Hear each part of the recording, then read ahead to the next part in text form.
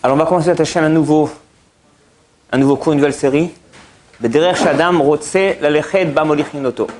C'est-à-dire le chemin qu'un homme choisit, eh bien, on va le conduire, on va le diriger dans ce chemin-là. Comme on dit en français, vouloir c'est pouvoir. En Adam, en davar aomed bifnei ratzon. Il n'y a rien, n'est-ce pas, qui peut s'opposer à ta volonté.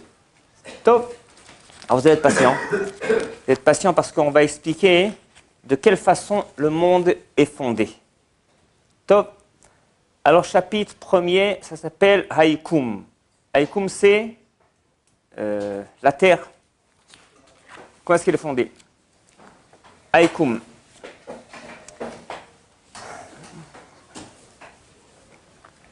Là, je vous montre, n'est-ce pas? Ça, c'est un peu l'emblème de la science, qui montre en fait la forme, n'est-ce pas, grosso modo, de l'atome. Et en fait, c'est devenu l'emblème de la science. Pourquoi? Parce qu'en fait, c'est une des réussites les plus grandioses, eh bien, que la science a réussi à réaliser. Ça veut dire quoi? On va expliquer. Kol chomer baolam nitan lifrok.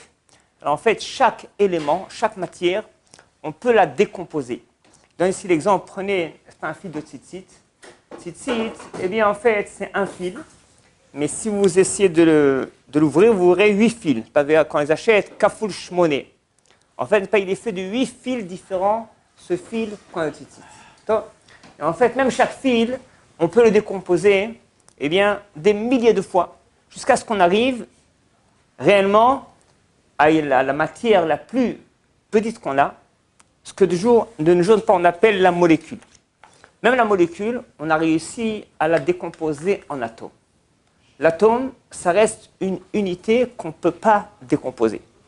En fait, on a réussi à décomposer l'atome parce qu'on appelle la bombe atomique. Quelle différence entre une bombe ordinaire et atomique? La bombe ordinaire, eh bien, en effet, peut faire exploser des milliers, des milliards d'éléments réunis ensemble en dégageant une énergie grandiose, ce qui fait une bombe.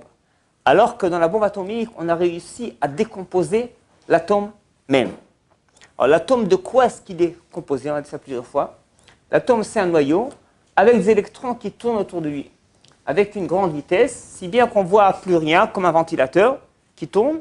Et donc en fait, l'espace qui est entre les hélices différentes, il est rempli constamment. Pas aussi pour l'atome. Et en fait, c'est aussi démontré par la science qu'en fait, eh bien, il y a plus dans la matière, il y a plus de vent que de matière dense. La matière, on va dire vent, n'est-ce pas, qu'il y a dans un élément, elle est plus importante qu'en fait la matière réelle. Paraît-il que même la tour Eiffel, qui fait 375 mètres de hauteur, eh bien, la matière propre qu'elle a, on peut l'introduire dans une boîte d'allumettes. Tellement il y a peu de matière. Et en fait, le monde, il tient sur quoi? Sur du vent. Sur du vent. Qu'on appelle ça ruach en ivrite. Ruchaniyut, on dit ça spirituel. Mais en fait, la source est de ruach. Astala dit l'Agmara dans Chagiga de Fudbet. Tanya Marabi aussi. Oilam la biriot shiroot ve'enan yodot mahen root. Omdot ve'enan yodot al ma en omdot. Il dit, eh bien, les gens sur terre, ils voient, mais sans se rendre compte de ce qu'ils voient. Et ils sont, n'est-ce pas, sur une terre, et ils ne savent même pas sur quoi ils tiennent. Sur quoi, n'est-ce pas, la terre, elle tient. Dit le verset, Yotzer harim ubore ruach. Hashem Yotzer harim ubore ruach. Eh bien, il a créé les montagnes, il a aussi créé le vent, parce qu'en fait, même des montagnes peuvent être déplacées par du vent, par un ouragan. Et dit Rashi, la metra sharim omdim ala ruach. Que les montagnes tiennent sur du vent. En fait, c'est quoi? C'est ce qu'on dit la science. C'est qu'en fait, même les montagnes qui paraissent grandioses, qui sont immenses, qui sont majestueuses, eh bien, en fait, c'est du vent. Il y a plus de vent, plus d'espace entre les différents atomes, les différentes molécules qu'il y a de la matière réelle. Top. L'eau, c'est pareil. Toute matière, c'est comme ça. L'eau, c'est H2O. 2 hydrogènes, 1 oxygène. La molécule d'eau, n'est-ce pas, elle est composée de 2 molécules d'hydrogène et une d'oxygène, H2O, c'est l'eau. Toute matière dans le monde, en fait, eh bien, elle est composée, enfin, il y a des molécules différentes, mais pas tout est pareil par rapport à ça. Alors, en fait, le monde, il tient sur du vent, sur de l'air. C'est pourquoi on se rend compte aussi que dans la Torah, hein, eh bien, beaucoup de mitzvot, on les fait avec la parole. La parole, c'est de l'air, c'est du vent. Alors, tu me dis encore, je mange la matzah, je fais une souka, je mets ça dedans, ok. Mais faire une bracha, une fila, ainsi que la mitzvah la plus importante qu'on connaît, qui est l'étude de la Torah, c'est le fait de parler. C'est que beaucoup de poskim, quand on étudie sans prononcer les paroles de la Torah, uniquement avec les yeux, d'après beaucoup de poskim, on n'a pas accompli la mitzvah d'étude de la Torah. Il faut absolument prononcer les paroles de la Torah. Alors pourquoi? On va expliquer un peu pourquoi. Hein. Pourquoi en fait le monde tient sur du vent, de l'air. Hachem a créé et la matière, ça tient sur de l'air, sur du vent. Il y a plus, n'est-ce pas, d'air entre les électrons, pas qu'il y a de matière réelle. Et c'est pourquoi aussi, n'est-ce pas, que le monde spirituel, réellement, il est concrétisé, réalisé par de l'air, par du vent. Il ramène ici un passage de Chafetz Chaim dans son livre Torah Tabayit. Koach Hadibur Uinyan Ruchani. Il dit que eh bien, la force, la faculté de la parole, c'est quelque chose de spirituel. Venora me'od godel peulato lif'ol al nafsho. C'est-à-dire que la faculté de la parole, eh bien, elle a un impact grandiose, gigantesque, eh bien, sur l'âme de la personne. Nefesh, sur l'âme de la personne. Kasher biarnu bezapasu kine yotzer arim ou boré ruach ou magid la adam masecho. Le verset nous dit, dans Ishaïa, eh bien, Hachem a créé les montagnes, ainsi qu'il a créé ruach, le vent, entre parenthèses. Alors, yotzer, c'est créé, boré, c'est créé. Yetzira, bria, les deux une création.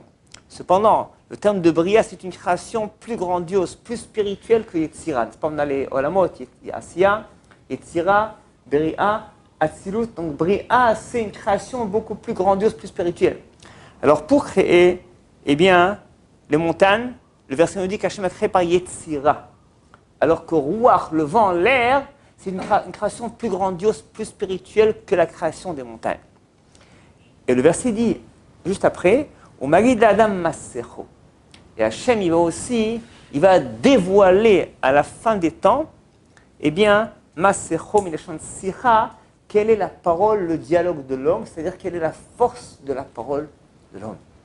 Quel rapport entre les deux?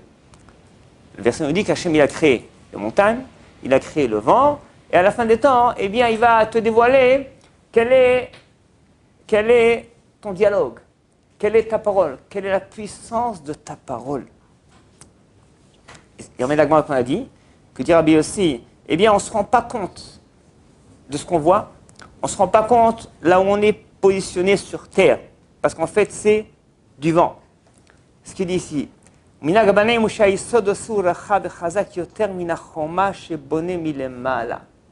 comme quelqu'un qui construit un bâtiment, eh bien, la base, les fondations, doivent être plus solides, en fait, que le sommet du bâtiment. Et si Hachem a créé le monde sur du vent, c'est-à-dire qu'en fait, ce vent-là en question, ce ruach en question, il est plus solide, il est plus puissant. Kashanurim, Shakh Baruch Hu, aussi est un ruach yesod la'arim, Shamdu alav, yesh baruach koach chazak me'od, bishvil liot yesod. Comment c'est en fait? Eh bien que même les montagnes, en fait, c'est du vent. En fait, la base de la matière, sans majorité, ruach, n'est-ce pas, c'est de l'air, c'est du vent. Donc en fait, c'est là la base essentielle de la matière du monde. Et c'est pourquoi, n'est-ce pas, c'est pourquoi aussi la majorité, on va dire, de l'expression de l'homme dans les mitzvot, c'est par la parole. C'est-à-dire qu'en fait, une personne va grandir en Torah, en mitzvot, par la parole. Par la Torah, par la tfila, par les brachot. Bien qu'on n'arrive pas à comprendre ça. Alors, on va donner un indice là-dessus. Nous, on vit dans un monde qui est très matériel. On voit en effet, la Terre, elle est gigantesque. Bon. Prends, n'est-ce pas, les astres, les étoiles, c'est toute la matière. C'est de la matière. Top. On a tendance, eh bien, sur Terre, à donner de l'importance à la matière. Tu as un grand bâtiment, 100 mètres, 200 mètres, tu es impressionné par la grandeur du bâtiment. Une grosse machine, n'est-ce pas? Ça nous impressionne. Alors qu'en fait, ce n'est pas du tout ça. En fait,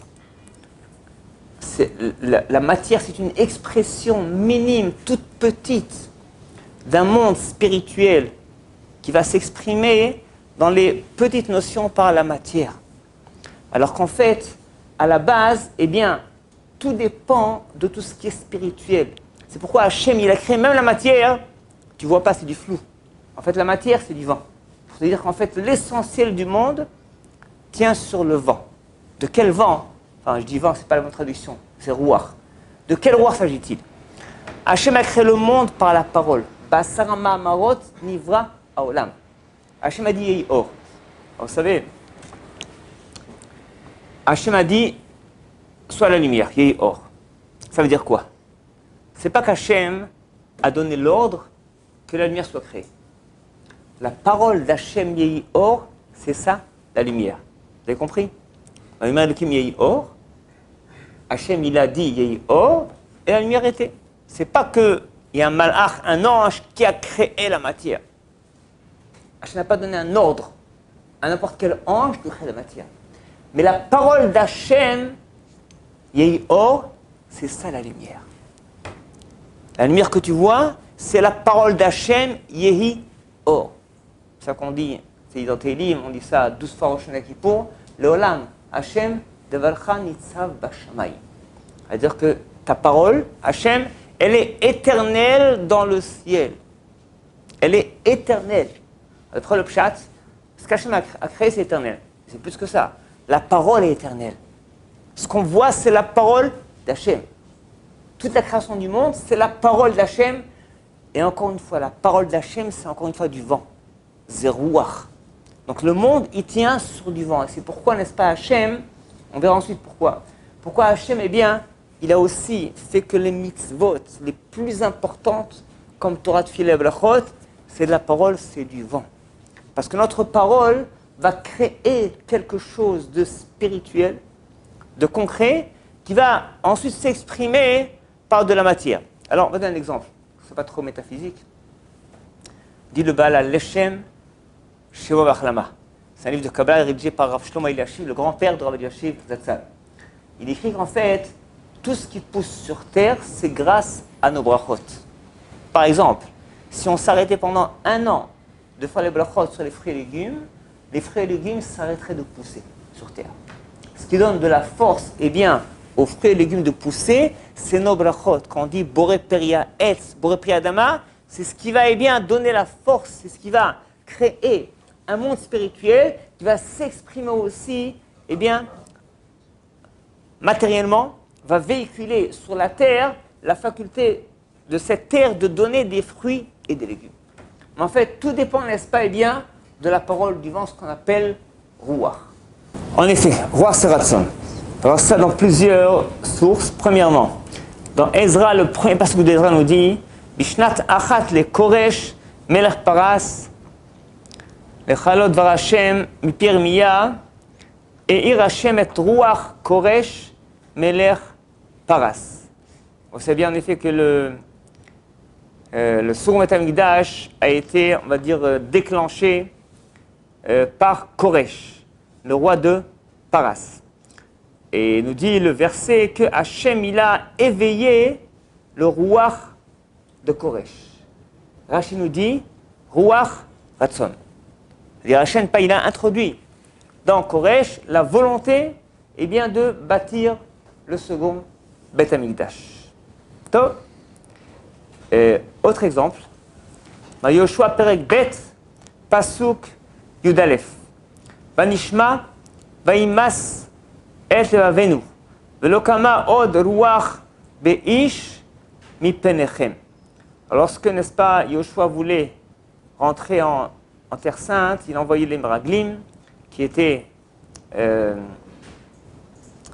Kalev, et qui étaient d'autres Pinchas, qu'avait Pinchas.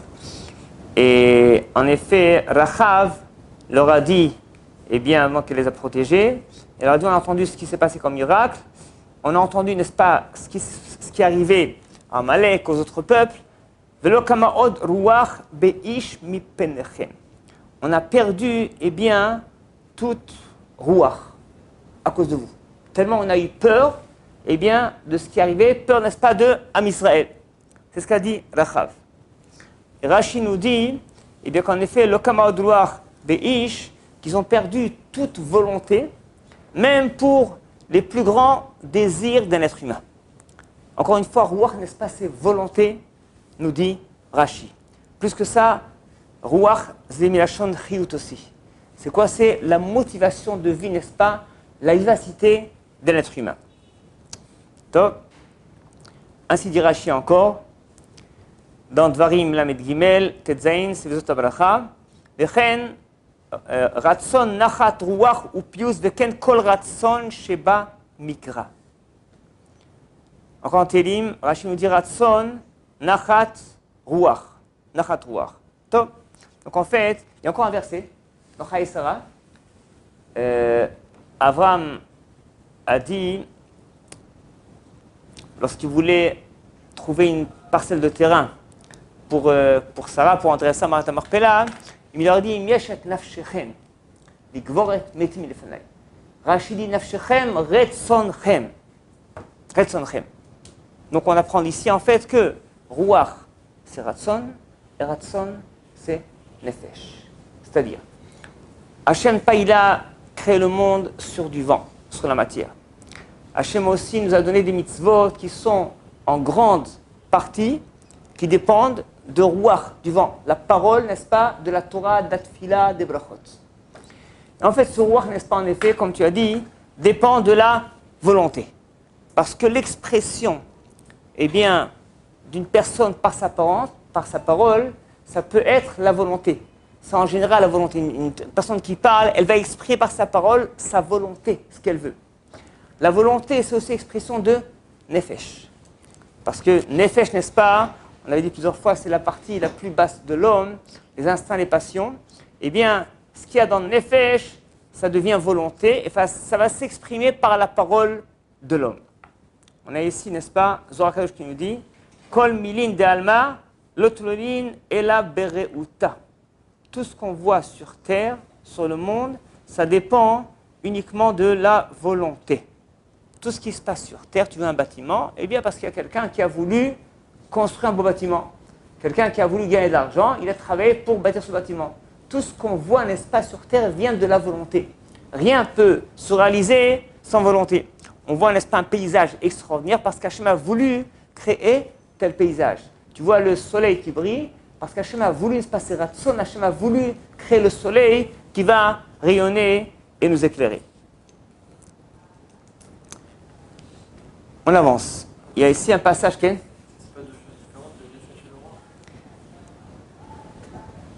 C'est pas une chose différente. C'est-à-dire, voilà, Nefesh, ça compile beaucoup plus de facultés que Ruach, c'est vrai. Que Ratson, c'est vrai. Mais en fait, Nefesh, c'est l'expression de Ratson. On verra encore que Ratson, ça peut aussi arriver à des niveaux même plus que Nefesh. Mais Ratson, n'est-ce pas, c'est une des expressions de Nefesh. Imesh Nafshechem, Rashi nous dit, Imesh et Retzonchem. C'est-à-dire qu'en fait, pas Nefesh, Nefesh c'est un monde entier. Nefesh, il y a un monde qui s'appelle Nefesh, c'est l'âme de l'homme. Elle va s'exprimer par la Ratson, par la volonté. Et la volonté, Ruach. Bon, c'est pas tu fais des synonymes, tu vois, ça. On va expliquer, Okay. Encore avant, on voit dans les livres de Moussa, il y a marqué Gas Ruach, Shefal Ruach. Ok. Ça veut dire quoi? Enfin, on sait dans la traduction, ça veut dire il est orgueilleux aussi, il y en a. Pourquoi ils utilisent Ruach comme ça à chaque fois? Pourquoi Ruach? Alors, Gas Ruach, pourquoi? Parce qu'en fait, Ruach, n'est-ce pas, c'est aussi la façon de s'exprimer. Par la parole. La vanité, l'orgueil s'exprime en général par la parole. Donc, quelqu'un, n'est-ce pas, qui va être vaniteux, c'est un homme qui a la parole légère, facile, pour écraser les autres, pour se vanter, etc. Ça, c'est une facette. Maintenant, il y a encore une autre facette plus profonde aussi, parce que ça provient aussi de Ruach. Alors en fait, bon, parce que ça dépend aussi, je ne vais pas rentrer dans ces notions-là. Dans Nefesh, on a aussi Ruach.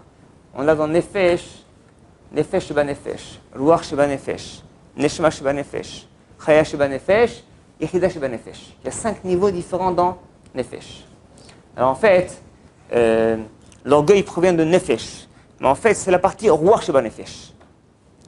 Donc c'est Nefesh pas à la base, mais comme c'est Ruach Sheba Nefesh, ça s'exprime par Gas Ruach, ou Shval Ruach. C'est la partie Ruach Sheba Nefesh. Donc, nous ramène ici, ce livre-là, un passage de l'Ikouté Moharan. Yefchar la sot shum davar ki imalede cheshek. Le machal, kshem daber, eze dibour, tershelo mitrila, cheshek, le daber. Quelqu'un, n'est-ce pas tout ce qu'il fait, il faut qu'il ait la volonté de faire. Si par exemple il va parler, parce qu'il a voulu parler. Et quelqu'un qui ose ces épaules-là, il me l'a yolo cheshek mitrila la sota, vadai, la yoseota. N'importe quelle action. Évidemment, il peut arriver qu'on a obligé quelqu'un à parler. On a obligé quelqu'un à agir. Alors même dans ce cas-là, il y a aussi la volonté qui intervient. Pourquoi? Même s'il ne voulait pas le faire, mais comme il a eu peur de la personne qui l'a menacé, en fin de compte, il a dit. Donc bien que ce n'était pas une volonté personnelle profonde, mais cependant, c'était aussi, n'est-ce pas, une volonté à cause de la peur de la menace de la personne en question. Donc il y a toujours une volonté, n'est-ce pas, qui a précédé l'action ou la parole. Top. Et on met ici encore un passage de Oli Cheskel. Cheskel, c'est Rabbi Cheskel Weinstein. Alors, c'est celui le Mashgiach de Ponovitch. Ken, en לך דבר העומד בפני הרצון. כי בעת שנפשו חפצה באמת, אין לך דבר העומד בפני חפצו. La phrase en hybride, c'est en לך דבר העומד בפני הרצון. On dit en français, vouloir c'est pouvoir. Si on veut vraiment, on y arrive. Si on n'y arrive pas, c'est qu'en fait la volonté, elle n'était pas à 100%. Ou alors, autre raison, parce qu'on voulait, mais on voulait ci, ça, ça et ça. C'est la différence. Il y avait une vieille dame en Israël, tous les enfants étaient des grands tzadikim, des nachamim. On a dit, comment tu as fait ça? On a dit, eh bien, je voulais vraiment.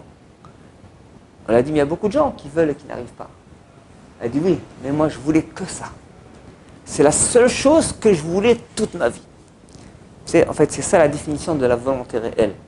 C'est que nous, on veut beaucoup de choses. On veut la Torah, on veut les mitzvot, mais on veut aussi beaucoup de choses à côté. Et ces volontés auxiliaires qu'on a, secondaires qu'on a, vont déranger, vont perturber la volonté primaire que nous avons. C'est-à-dire que quand on a plusieurs volontés de plusieurs choses, automatiquement, ça va freiner, ralentir la volonté essentielle qu'on a. Pour quelqu'un qui veut passer un examen. Mais il fait encore deux choses à côté. Il ne va pas mettre son énergie, ses facultés, son temps à 100%. Automatiquement, ça descend à 90, 80, 50%. Alors que si au contraire, on va miser toute l'énergie que sur un but, que sur une chose, on l'aura, quoi qu'il arrive. Rien ne peut empêcher. כי בעת שנפשו חפצה, אזי כוחות נפש שולטות על הגוף, והגוף מתבטל כלפי הנפש. On dit cela lorsque l'homme il a l'envie de quelque chose, automatiquement les capacités, les facultés de son âme vont maîtriser son corps, automatiquement, spontanément. Même sans donner d'ordre, lorsqu'une personne veut quelque chose, il oublie tout le reste. Il oublie tout le reste, automatiquement. Et le corps, n'est-ce pas, va s'annuler devant la volonté de l'âme. Qui zoikar auratenu. Shitishlot. Anefesh alachomer agouf. Et ça, le travail essentiel. Mais qu'en effet, l'âme est une maîtrise totale sur le corps. Ou bet shenafsho en chafetza. Mais lorsque son âme n'a pas vraiment envie, azay akochot va midot sholtim ala gouf. Là, automatiquement, les forces corporelles vont s'éveiller. Et là,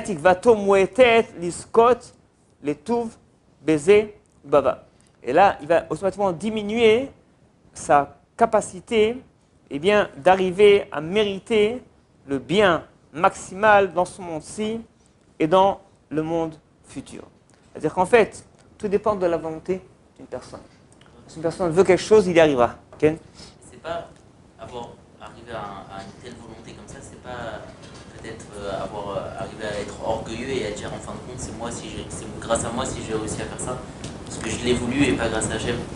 Alors, tu as raison qu'en parallèle, il y a un travail à réaliser, à prendre conscience qu'en fait, tout ce que je réussis et toutes mes facultés, c'est Hachem qui me les donne. En effet. Je sais pas, quelqu'un il veut réussir à faire une tchouva parfaite à 100% à Yom Kippour. Bon, ce qu'en général, on arrive plus ou moins à faire. Parce qu'on veut que ça. On ne mange pas, on ne boit pas, n'est-ce pas? On se passe concentré, on fait le vidou, on pense qu'à ça 24 heures, 25 heures. Mais on est aussi conscient, en parallèle, que Hachem me donne la force de prier, de jeûner, etc. Et donc ce n'est pas contradictoire, mais je veux, pas je veux, mais c'est grâce à Hachem que je vais réussir et toutes les facultés que j'ai, même la faculté de vouloir, elle vient d'Hachem. Ce que je veux dire ici, c'est que lorsque la volonté elle est éparpillée dans beaucoup de domaines, automatiquement, on n'y arrive pas. Comment y arriver? C'est lorsqu'on va concentrer, diriger notre volonté vers un seul but. Okay? Il faut avoir une bonne idée parce que si quelqu'un il veut vraiment quelque chose, mais que on a un corps aussi. Mais on a un corps, il ne faut pas casser ce corps en fait. Si quelqu'un sa volonté elle est trop grande, il ne faut pas s'abîmer aussi. Parce que je veux dire, vous avez dit la volonté. C'est vrai. Mais en fait, ça va de pair. Pourquoi? Parce que précisément, voilà, quelqu'un qui veut décrocher un examen. Ok, ça lui prend quelques mois. Ok, mais il est aussi conscient que s'il ne mange pas, il ne dort pas, il ne pourra pas l'avoir. C'est un peu, il va tomber. Donc au contraire, parce que, eh bien, il est conscient qu'il faut aussi, n'est-ce pas, que le corps participe à cela. Donc il va prendre les précautions, eh bien, de manger et de dormir ce qu'il faut, ni plus ni moins, mais il fera attention de manger uniquement ce qui est très sain. De dormir, n'est-ce pas, la quantité nécessaire, ni plus ni moins. Là aussi, tu vas réunir, tu vas concentrer toute l'énergie nécessaire pour arriver au but désiré. Quel examen en question? Je vous donne un autre exemple. Ça me revient à la tête plusieurs fois. On avait ici un élève à la yeshiva. Il m'a raconté comment il est en France. Il voulait se marier. Et bon, ça dépend de plusieurs choses. Mais qu'il se rend en fin de compte, il s'est fiancé, il s'est marié. Il m'a dit qu'au début de ses fiançailles, il était tellement amoureux de sa kala, pendant 3 jours, il ne dormait pas, il ne mangeait pas. 3 jours, n'est-ce pas? Je ne sais pas si c'est vraiment au pied de la lettre, mais 3 jours, n'est-ce pas? Il était tellement fou d'amour par rapport à elle, eh bien, 3 jours sans dormir, sans manger, rien du tout. Parce qu'il était intéressé par rien du tout, il n'avait même pas faim du tout. Enfin, un exemple, c'est ce que dit Shirachirim, qui est Hazak comme avec Ahava. En effet, il y a des facultés, n'est-ce pas, grandioses en l'homme. Eh bien, une, n'est-ce pas, c'est la faculté d'amour. Lorsqu'elle est mise en place, lorsqu'elle est déclenchée, eh bien, on peut tout annuler, tout est mis de côté, tout est banalisé, tout est secondaire. Tout est secondaire. Et en fait, un homme peut arriver à ça, entre parenthèses, pour le Shlom Bayit, on peut arriver à une entente parfaite entre un mari et une femme dans ce domaine-là. Qu'en effet, n'est-ce pas, tout est secondaire par rapport à ça. Et on peut aussi arriver par rapport à Avat Torah, là aussi. On voit des Gdolei Israël, ils avaient tellement l'amour de la Torah qu'ils oubliaient tout. Ils oubliaient tout, ils étaient intéressés par rien du tout. Encore une fois, n'est-ce pas, il y a toujours une conscience minimale, eh bien, des besoins minimaux du corps de l'homme pour pouvoir agir, c'est vrai. Même ça, on peut se passer beaucoup de choses superflues. On peut se surpasser. Comme disait aussi un des Gdolei Israël, on parlait de Kippour. Il parlait des jeûnes. Le 9 Av et Kippour, ce n'est pas un problème de jeûner. Parce que le 9 Av, qui peut manger? Et Kippour, qui a besoin de manger? Donc le Kippour, n'est-ce pas, si on arrive en effet à plonger dans la tchouva et la tfila, on n'effrive pas du tout la nécessité de manger. Parce que c'est un monde de tchouva, un monde de proximité avec Hachem. En fait, bon, c'est un exemple, mais c'est pareil pour n'importe quel domaine. C'est qu'on peut, n'est-ce pas, lorsqu'on a la volonté vraiment intense et véridique par rapport à quelque chose, tout devient secondaire. Tout devient secondaire. C'est pourquoi, même dans la Torah Mitzvot, avec tous les mitzvot qu'on fait tous les jours, il faut être très prudent. Il faut être très très prudent de miser surtout sur la volonté. Parce que des fois, on agit machinalement. On est comme des machines. Et on fait, n'est-ce pas, on fait la tfila, on fait la Torah, on fait le Shabbat. Bon, c'est bien aussi, c'est important, on a fait la mitzvah, mais bli regesh, sans sentiment, sans rien sentir, sans volonté, sans désir. C'est pourquoi des fois on manque de satisfaction. Parce qu'on n'a pas assez de volonté de prime abord. Avant de commencer la mitzvah, il faut développer la volonté avant le Shabbat, avant la Torah, avant la Tfila. Avant de la commencer. Il faut se préparer, il faut intensifier la volonté, l'envie, le désir, le pourquoi de la mitzvah. Et après, c'est plus facile d'y arriver, de réaliser. Et lorsqu'on l'a fait, on est satisfait. Mais lorsqu'on l'a fait de façon machinale, de façon habituelle, sans volonté, alors on l'a fait. Alors, on l'a fait moins bien. Et deuxièmement, on n'est pas satisfait, des fois même frustré quand on a fait la mitzvah. Parce qu'il n'y a pas assez de regesh, pas de sentiment. Il n'y a pas assez de volonté au départ. Et la volonté, encore une fois, eh bien, ça nous permet aussi de miser, de concentrer toutes les facultés que nous avons qui sont malheureusement très souvent endormies. On a beaucoup de capacités qui sont endormies. Sachez, beaucoup, beaucoup. Comme les histoires qu'une armoire ou alors un arbre est tombé sur un petit enfant, hein, et c'est la mère de l'enfant qui se précipite pour soulever l'armoire en question, l'arbre en question. Avec une force herculéenne, une force en fait qu'elle avait, mais qui n'a jamais été exploitée parce que cette force n'était pas motivée. Lorsque la vie de son enfant est en danger, eh bien là, n'est-ce pas, elle va découvrir des forces endormies qu'elle avait en elle. Et nous aussi, eh bien, on a beaucoup de facultés, de capacités morales, spirituelles, intellectuelles qui sont endormies. Et quand on est motivé par eh bien, un désir, par une volonté, par un but, par un examen, parce qu'on veut réaliser, eh bien, automatiquement on va trouver des nouvelles capacités. C'est important de miser là-dessus. Tov, je récapitule.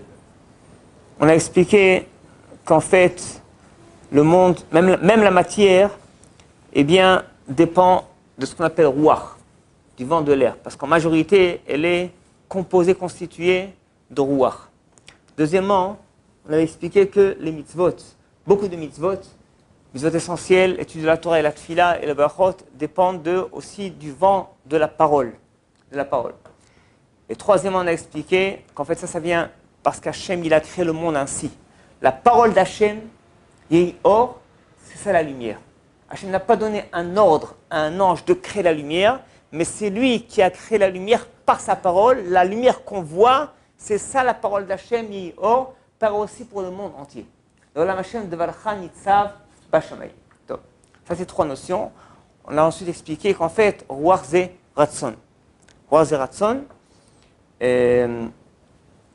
c'est-à-dire qu'en fait, ce Ruach qu'on va exprimer dans la Tfila, dans la Torah, dans la Brachot, ça va exprimer une certaine volonté que nous avons en nous. Alors c'est facile, n'est-ce pas, de constater ça dans la Tfila.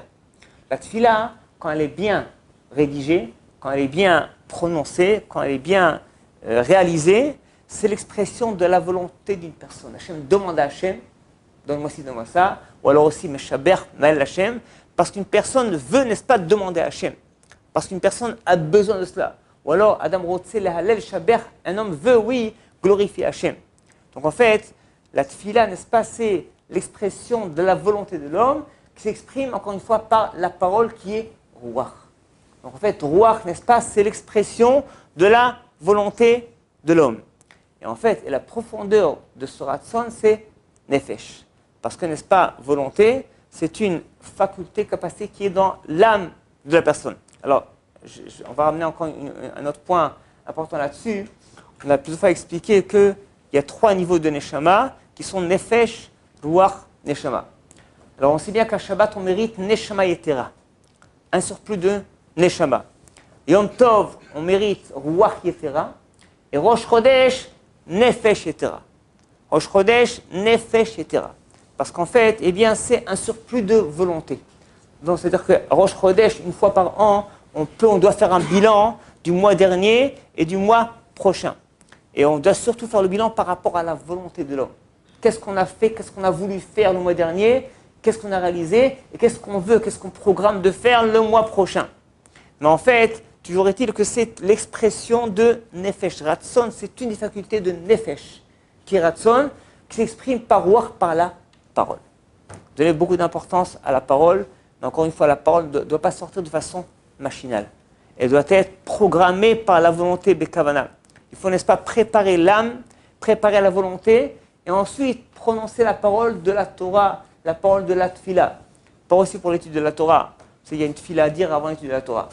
Yiratson. C'est Gemara, Rambam, Shulchan Aruch. L'Admor Mitzanz, Arishon Dver Chaim, il avait dit une fois que malheureusement, on n'a pas beaucoup de grands Talmidei Chachamim, parce que malheureusement, les gens ne font pas cette tfila-là. La tfila qu'on doit faire avant l'étude de la Torah, elle est négligée, elle est bâclée.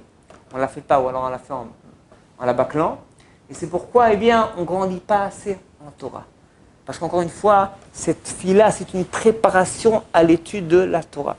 Tu vas te préparer, demander à Hachem, Hachem, aide-moi à bien étudier, à pas dire assour, moutar, assour, pas se tromper dans la halakha, etc. Une préparation, en fait, tu vas diriger ta volonté. On dit tfila bekavana, kavana milashon kivun, c'est une direction, une orientation. Quelle direction tu prends dans ta tfila, dans ta Torah, dans ton Birkat Hamazon? Soit kavana, quelle direction tu vas prendre?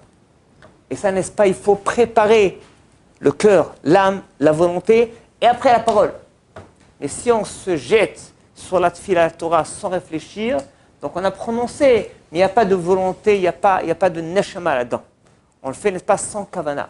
Il faut préparer nefesh, ensuite, n'est-ce pas, ratson, et après, ruach.